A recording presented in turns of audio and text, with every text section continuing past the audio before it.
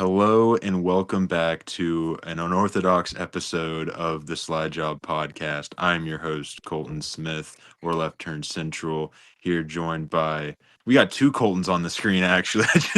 I just realized that. Colton Bull Davis over there. I think um that just sums up this week that we've had. yeah, it's been one of those weeks. Apologies, we are a day late to getting the episode out this week. We were planning on Wednesday. I had work Thursday night. We're planning on recording it Wednesday night, and then I didn't have power for 5 days, couldn't get the video made that night, and couldn't get it made Thursday. So here we are Friday night recording it. I'm currently in Cincinnati area right now, so uh, not at my computer, so I'm currently on my phone. Bull's recording. That's why I guess because it's my account, or it's not necessarily my account, but it's the account I typically use. It kept my name on there. So now that we've dove through all of that, I think we should just get right to it because we have a lot to talk about this week. We're going to talk about the hype going on in Darlington. We'll definitely get into that a lot next week, but kind of tease it this week and all the words being said, and then Justin Allgaier will be subbing, so we're going to talk about how Las Vegas may be just a track for him. And then, of course, we're going to talk about the ratings again because another mixed bag, definitely mixed reactions to this week's ratings. But before we get into all that, we got to start with the juicy statement dropped by Spire Motorsports CEO, right? Jeff Dickerson.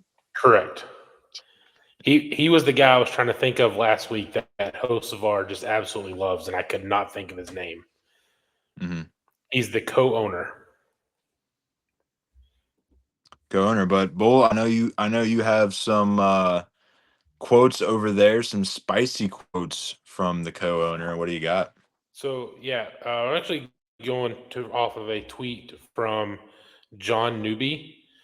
He actually kind of read through it and summed up the 22-page filing from the co-owner Jeff Dickerson, and kind of just hit a few points.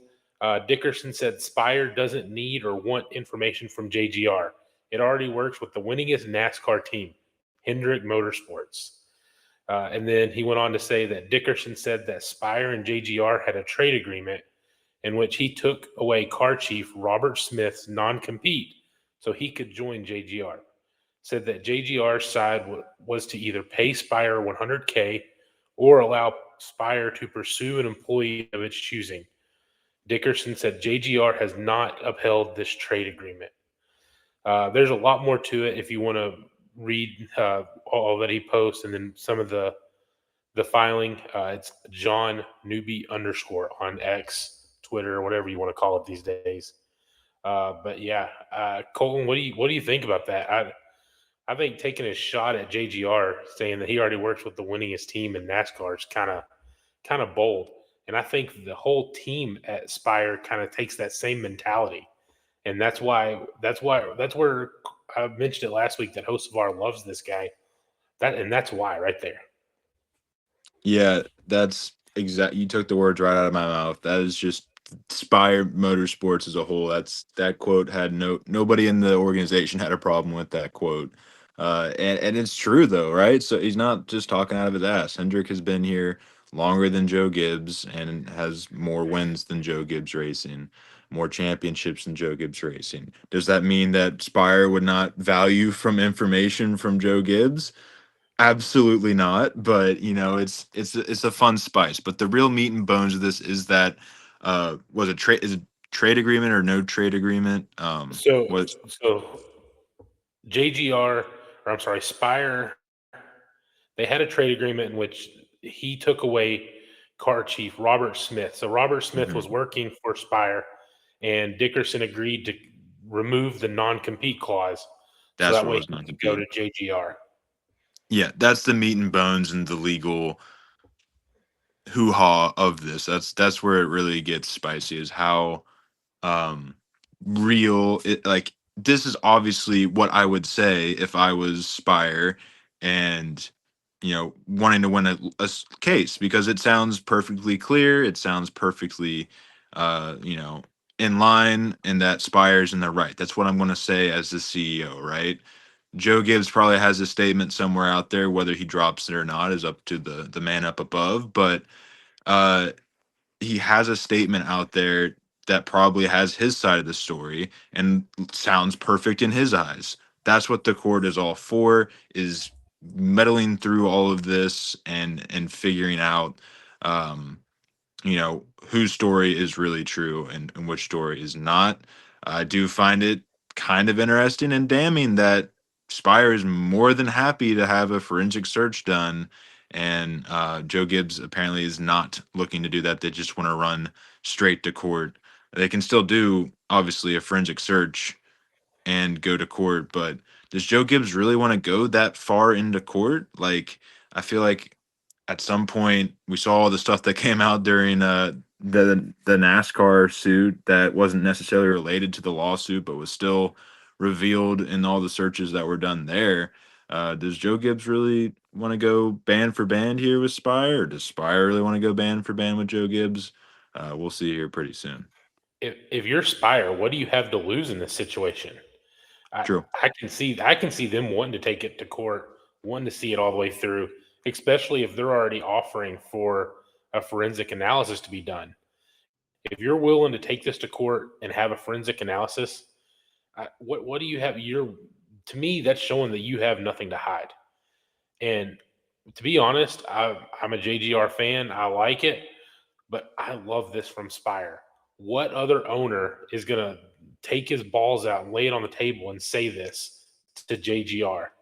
I mean, and like we mentioned, that is the whole Spire mentality. And that is why Carson Hocevar gives zero crap about what he does on the track because his owner's in the background doing this. I mean, it's awesome. Yeah.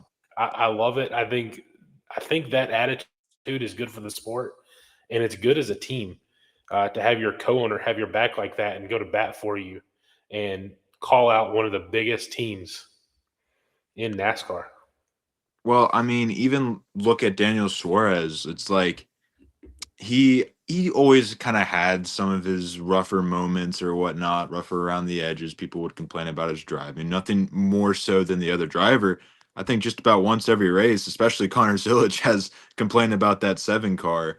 I think even from the get go at Bowman Gray Stadium in the Clash. He was a wrecking ball out there. So you even see the difference. Michael McDowell has been Michael McDowell and done his thing. He's done great. Just he hasn't necessarily formed, but you can see Daniel Suarez a kind of a new side of him where he's just doesn't really care about what everyone else has to say and is just kind of racing like a Hocevar a little bit to start the season off. So yeah, it's an interesting culture out there at Spire, and honestly, I think it's something that NASCAR needs. Is kind of that don't give a damn attitude. We could really use more of that around the garage. Yeah, and I saw some guy mention you can see what happens with Daniel Suarez with the pressure off of his shoulders going to going to Spire this year. Just the way he started this year, totally different mindset, totally different mentality, and just the results that he's putting up so far. Yeah, absolutely, absolutely. But that's just another taste of the spicy, spicy meal that is this JGR versus Gabe Hart versus Spire now lawsuit. And I think probably about once a week we'll get something like this, uh, just like we did with 2311 and NASCAR.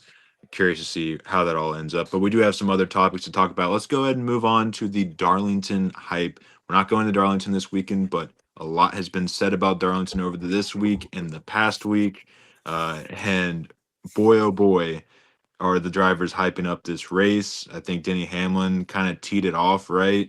I think there was even like talks back in testing or something, but I think Denny Hamlin kind of teed it off this week. I've seen comments from Ricky Stenhouse. I've seen comments from Chase Briscoe. I think maybe even Christopher Bell at one point.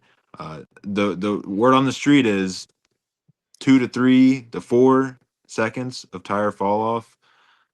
Bull, I know you are definitely indulged in this. What do you think?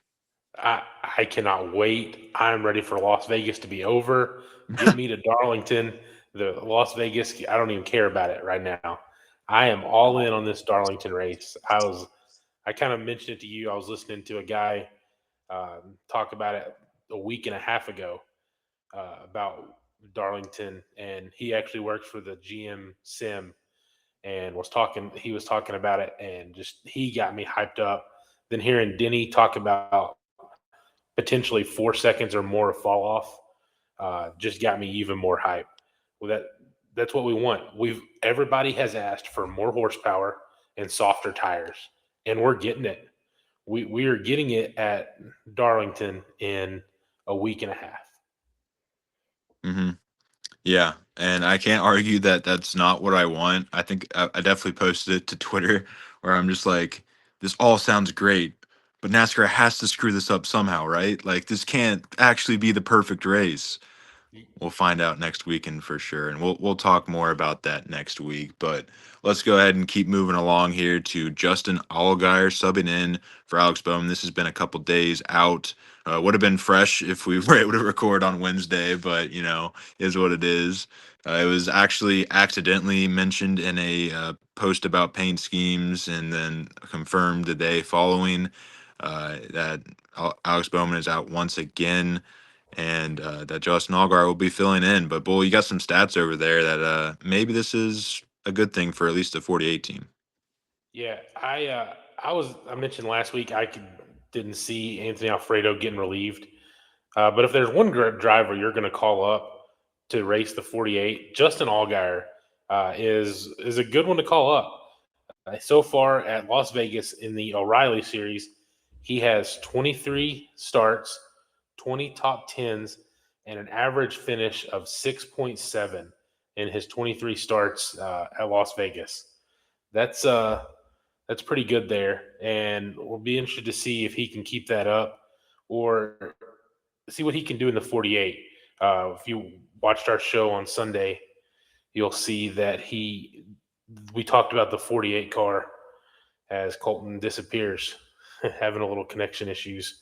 Talked about the 48 car struggling and it being a car issue and not a driver issue. So I'll be interested to see if Justin Allgaier is able to what he's able to do with that car. Not sure if you guys could hear that, but I got a Amber Alert that put my phone out of commission for a second. So of all times for an Amber Alert to happen, of course, hopefully that child is found. But yeah, you from what I heard, you pretty well said everything that could be said. Um, Allgaier is very fast here. This is Bowman's best track though, Las Vegas, so it is really a bummer. Would have been a really nice race for him to come back into, but I really am starting to question if he does come back at this point. Is this just going to be a season long thing? Uh, and we will just have to wait and see. Hopefully, not the case though. And then lastly, let's go ahead and talk about the ratings. I don't have a paper, Bull. I know you have it pulled up. Uh, Not necessarily what you want to see, but I'm still Mr. Brightside over here. I think there's still some positives from this. So, reported by Adam Stern, FS1 got 2.84 million views from Sunday's NASCAR Cup Series race at Phoenix. This is actually slightly up from last year's 2.82 million on FS1. And then in 2024, for the same race, it was 4.03 million. But a big factor in that was actually on Fox compared to the last 2 years being on FS1. Yeah, and it was funny. Like the first comment I saw on the tweet was by Gary Owen. I got much love for what he does on YouTube. Makes great content. But he said, and people complain about road courses not getting views. Look at this, and I very politely said, Fox versus FS1. There's going to be a fall off. You're in tens of millions of less households. There's going to be at least a million fall off. That's just the case in any sport. That's not a NASCAR unique thing. So that part was expected. Flatlining from last year is discouraging, but I just repeat what I said last week. This would be an outstanding viewership if this was in June or July or August. Like that's when we really need to see that.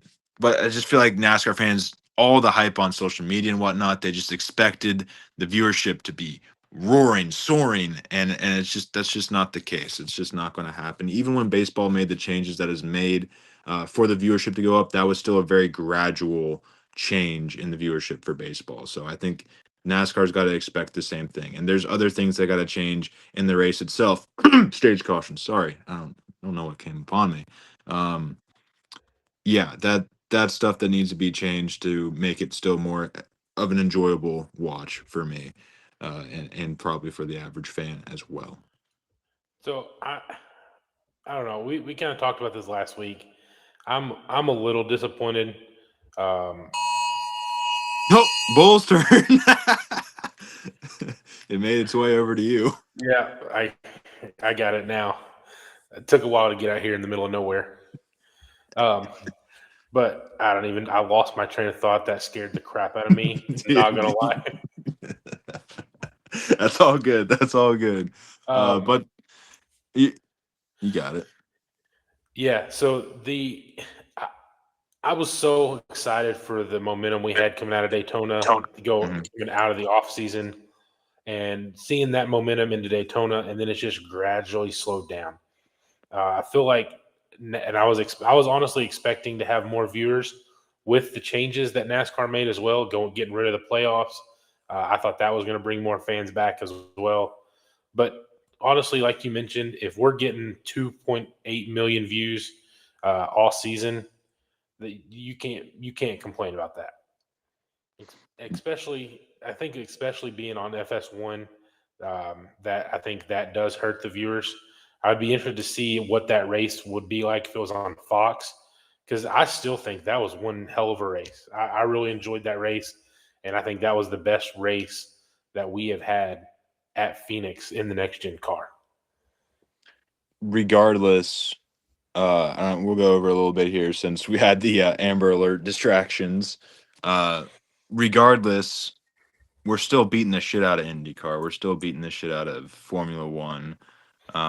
Maybe not so much Formula One. Well, Formula One shot themselves in the foot by going to Apple TV, so we don't have to mention them. But we still are beating the crap out of IndyCar on the main Fox.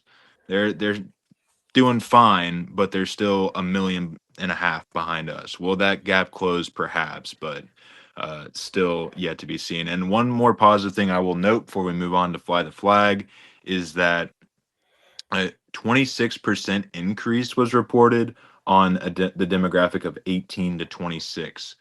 That doesn't just grow on trees. That is something to point out that is just a massive increase out of nowhere, instead of just expecting the viewership to go up. So if we can get that's the portion that NASCAR's been chasing this entire time.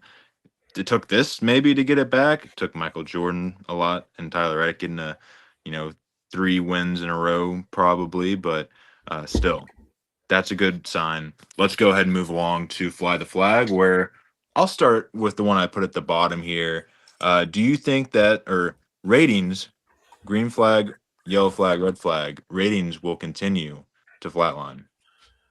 I'm, I'm going to go yellow flag. I'm still holding out hope that some of the changes that NASCAR's made, the advertising that they've been doing, all that's going to matter at some point.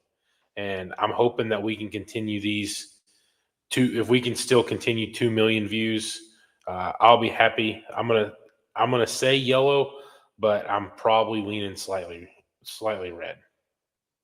I'm going red flag because I think they may mm, stay pretty consistent from race to race, but when you go from year to year where we saw this happen, it's going to continue the flatline, sure, on the scale, but it's going to be improving on a year to year basis, I think, because I don't think we're going to lose as many viewers as we did last year. I think we have made the necessary changes to make it more engaging. And so, yeah, I'm on the positive side here. Give me a red flag. Moving along, Justin Allgaier will run top 10 in the 48 this weekend. I hate to do it, but I'm actually going to go yellow flag here as well. As I mentioned in his stats earlier, 23 starts, 20 top tens, and an average finish of 6.7. That isn't an O'Reilly car. He is making the step up. He does have a little bit of cup experience, but I'll be interested to see how that transitions over. And as we mentioned last week, the 48 seems like it's a car issue, not a driver issue. So I'll be interested to see putting a good driver that's good at that track in that car and see what happens. And I think it'll take some relief off of Bowman as well. I'm going red flag because, like you said, I don't think it's the driver. I think it's the car. And additionally, you got to look at this Chevy. We don't know what this Chevy's going to bring on the mile and a halves with the new body. They didn't have a good showing at the first short track of the season, and they can easily turn it around. I'm sure Larson will do his thing, but to have that as well against the eight ball, added to the fact that Justin Allgaier is familiar but not familiar with this Cup Series car. I just am going to err on the side of caution and say red flag. I guess that wouldn't be the side of caution because that would be yellow, but you know what I'm saying. Red flag on that. Hopefully I'm wrong. And then lastly, Darlington will be race of the year. Green flag. I am Hmm. I am eating all the hype for Darlington. I can't wait. I texted Colton about this 2 week and a half, 2 weeks ago, already ready to start talking about Darlington. So give me green flag. I'm going yellow. I will err on the side of caution with this one.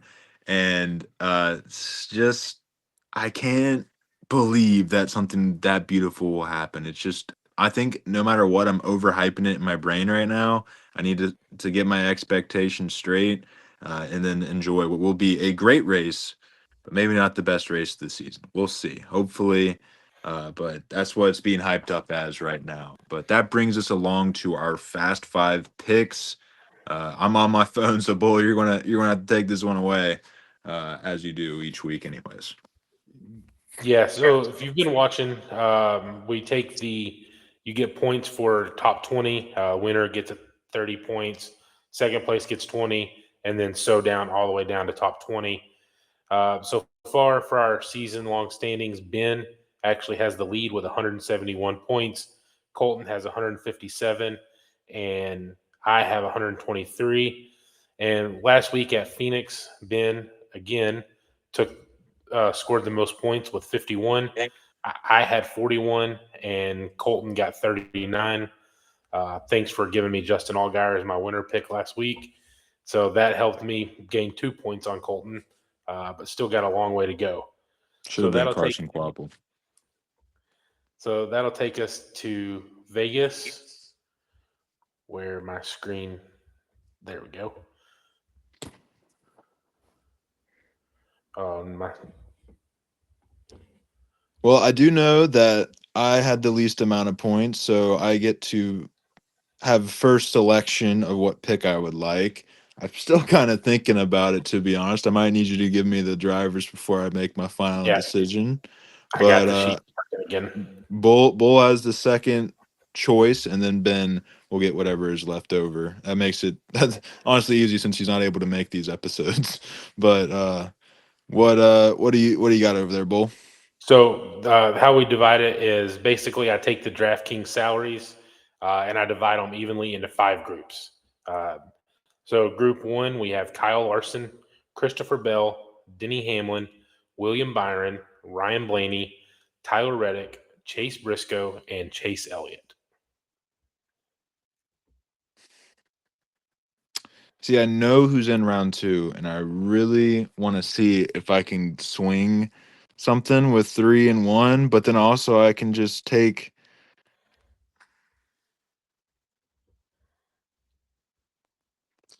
I'm gonna put the ball in your court. I'm gonna go with pick three. Pick three. Yeah. I'm going pick one in this one, and I don't even think this one's easy for me. So that'll leave Ben with pick two. And give me Kyle Larson. Led 819 laps, average finish of ninth, and 3 wins. So give me Kyle Larson to start it off. And then that will give Ben Christopher Bell. So then that'll be up to Colton. He'll have choice of Hamlin, Byron, Blaney, Reddick, Briscoe, and Elliott. You see, I really wanted you to take Ryan Blaney or Tyler Reddick so I could choose, and you didn't go that direction. I get why you went Kyle Larson there. Obviously, this is one of his best tracks. I just know that if I pick Kyle Larson, it would be a terrible day for Chevy. so I'm not going that route. Um, I said Ryan Blaney is the best driver in the sport right now, so I'm going to back it up by picking him this week, and then that bring us to round two. That'll take us to round two, where Colton will start it off again with a choice of Joey Logano, Ross Chastain, Chris Buescher, Bubba Wallace, and Carson Hocevar. Already know where I'm going with this one. Bubba Wallace. I think he has 2311 is possibly the best team. Like great race at Phoenix. Just a really great start for 2311 is the point I'm trying to make here. I think he's going to back that up with a great finish at Las Vegas. And yeah, give me Bubba Wallace in round two. So that will give Ben, that will give him Ross Chastain. He Mm, had Bubba Wallace listed as his first pick, and Chastain is his second. And so give me, I'm going to take Joey Logano. 4 wins, an Laguna. average finish of 9.6, and he's got 15 top tens in 25 races here. So give me Joey Logano.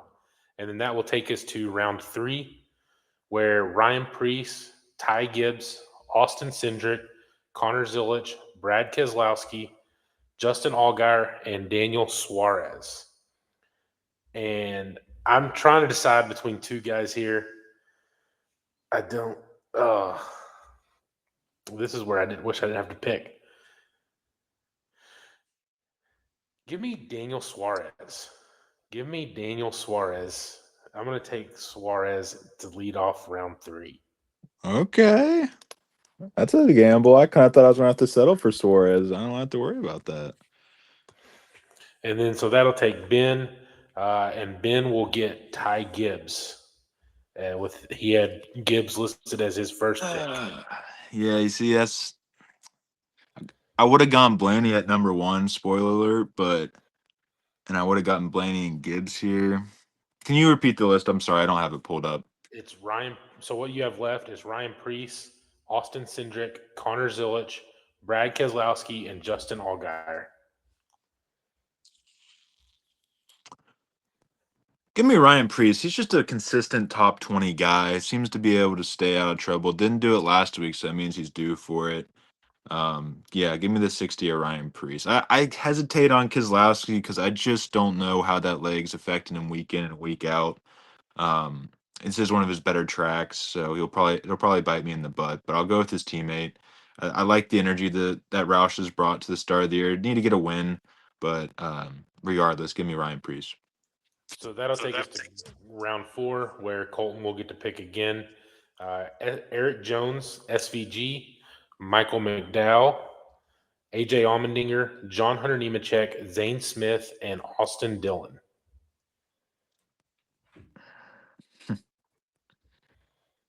Man, it's a lot easier to remember the names. But there were a couple that stood out to me. Obviously, John Hunter Nemechek has been on my team for like 3 weeks in a row.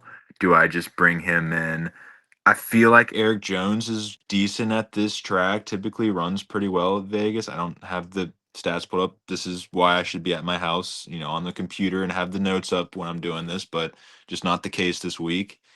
Um,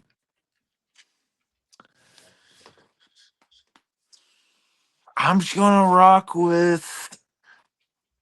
I'm gonna rock with Mr. Man, this is tough because SVG also needs to be put in there because the start of the season that he's had, does he keep that up? I don't know if I want to bet on it. Give me Eric Jones. He had an impressive drive last week. Found was nowhere to be found all race long, and then ended up 11th or something like that. So, give me Eric Jones. What was it? Ended up 10th. 10th. I mean, it got a top 10 out of nowhere last week. Sometimes having a race like that can be momentum. So, Johnny Nemechek was in the top 20 all race long until he got caught up in a wreck. Shout out, I believe Ty or Austin Dillon, one of the brothers. So that'll leave Ben with his first choice again in Michael McDowell. Not a bad pick. Not a bad And, pick. and then I am going to go with AJ Allmendinger in round four. I I I like AJ. I like his consistency, and he's actually not had a bad start to the season. So then that'll take us to round five, where we start with Ricky Stenhouse Jr., Todd Gilliam, Noah Gragson, Ty Dillon, Riley Herbst, Cole Custer, and Cody Ware. And it's slim pickings here. It's kind of just pick your poison. And I'm going to ride with the same guy I rode with in that last week just because I like him. Give me Noah Gragson. Hometown guy. I was kind of thinking he would fall to me. Yeah, that's not a bad pick. Hometown guy who just kind of feels due. So then that will give Ben his first pick again, and he wants Ty Dillon. Okay. uh, can you remind me of who is left? Sorry, it's a lot Ricky easier. Stenhouse, Todd Gillen, Riley Herbst, Cole Custer, and Flashman himself, Cody Ware. Give me the best driver on the board, Todd Gilliland. I, Todd. I'll go with Mr. Gilly, front row. Yeah, I could see him sneaking out of top 20. That's just a Todd Gillen type day. So, um, yeah, it's the pick. I don't really have to justify it. He's just the best driver left, in my So, opinion. so that'll take us to. We also do a bonus pick where we do the O'Reilly winner, and if you get this correct, you get 10 bonus points. If you don't get it correct, it doesn't hurt you. So Colton, if you want to start us off with your O'Reilly winner. Give me Allgaier, honestly. No, psych. I lied. I lied. Carson Quapple. I think he was due last week. I think Rodney Childers going to give him an absolute rocket ship at Las Vegas, and Carson Quapple gets the win. I second guess myself. Allgaier isn't necessarily one that rattles off winning streaks. He can do it. He'll do it now that I said it. But Well, Ben is going to take Justin Allgaier to go back to back. And I can't believe you all are doing this and giving me the best driver in the field in Kyle Larson. Give me Kyle Larson for the O'Reilly Series winner. I should have let you go first. I honestly had no idea who was in the race. I'm sorry, y'all. It's been one of those weeks. I'm not super prepared. Kyle Larson and Chase Briscoe are both in the O'Reilly Series this week. Would it be rude of me to ask to move to Kyle Larson? I don't care. It's been I it's been one of those weeks. I have very much appreciated this. As you can tell throughout the past five, this is one of the least prepared episodes I've done in my life. So I apologize for the unpreparedness to the fans. You guys don't deserve this. We'll be back in better than ever Sunday, live right after not right after, but 30 minutes after the race. We'll be there, and I'll be a lot more collected and excited to talk. What will be an exciting Vegas race. I I guess I'm excited for it. I just can't wait for next week. It's like that week before Atlanta when I was watching the Daytona 500. I'm like, I just kind of want to be at Atlanta. That's exactly that same feeling. So that'll take us to we don't do any points for this, but we do pick our Cup Series winner. And I'll start it off. I'm going to go with Kyle Larson to sweep the weekend. So give me Larson to win both of them, sweep the weekend. Last year at Miami at Homestead, he raced the truck, O'Reilly, and Cup Series. I picked him to win the triple and missed it by one. So I think he's going to hit the double this time. Yeah. Yeah, I can't argue against that. I'm actually going to go with Bubba Wallace. I just have a really good feeling about him this week. I think he is due for just an early season win, something like that. Um, yeah, I like the 23 team. I think 2311 they've showed more speed on the other tracks than we're used to, and I think they maybe found something more on the mile and a half. So we'll see. And then Ben is also going to go with his first round pick of Christopher Bell. See Bell, can't hate that. Had a great car last week. No question, no question. And it's the long run speed of the Toyotas that's kind of a cheat code, right? We saw it like Ryan Blaney is really the only Ford that can compete with the Toyotas or really anybody else. I mean, Larson can definitely find a way. Just at Phoenix, he was really the only other driver that could um, compete with those Toyotas on the long run. So kind of question if I should maybe have taken some more Toyotas, but it'll just be something that I'll figure out this weekend on Sunday. So anything you want to talk about? Just we went through our winner picks and whatnot, but is there anything more you want to bring up about this Vegas race before we wrap up the show? No, I think we pretty much covered it. I will say there's been a lot of talks this year about the Chevys and their performance. I do think this is where Hendrick gets it figured out this week, and the Chevys in general with that new body. And I think this is where they show up. This is the perfect track for Larson to get that momentum back and bring home the victory. Well, hopefully Chase Elliott is the one that figures it out. But yeah, I get your point there.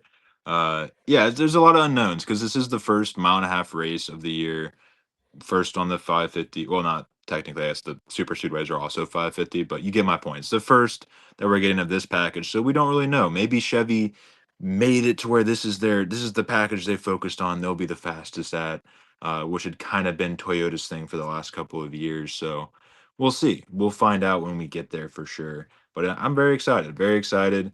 Kind of going back and forth. I really should have just picked Larson because I know he's going to finish in the top 10, even if he doesn't win. But I really like Ryan Blaney right now, so I'm sticking with my man Blaney. Obviously, I don't have a choice, but I stuck with my man Blaney. Uh, yeah, it'll be a fun race. I'm pumped. I'm actually going to be able to watch this race from start to finish, which is the first time this year I've been able to do that. I'll be locked in. Might have to switch over to March Madness selection, so to see who Purdue's playing and then who will be beating us as a double digit seed. But we'll see. Yeah, it, I mean, them starting this race at 4:30 is absolutely ridiculous. I think we didn't talk about that, but a 4:30 start time is not. I don't like that at all. I don't mind a 4:30 start time, especially considering it's in Las Vegas.